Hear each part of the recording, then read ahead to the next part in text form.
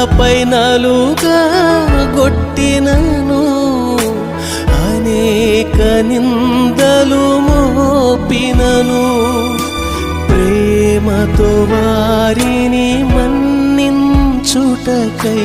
ప్రార్థించిన ప్రియ యేసు రాజా, ప్రేమతో వారిని మన్నించుటకై ప్రార్థించిన ప్రియ యేసు రాజా, మమ్మును నడిపించు.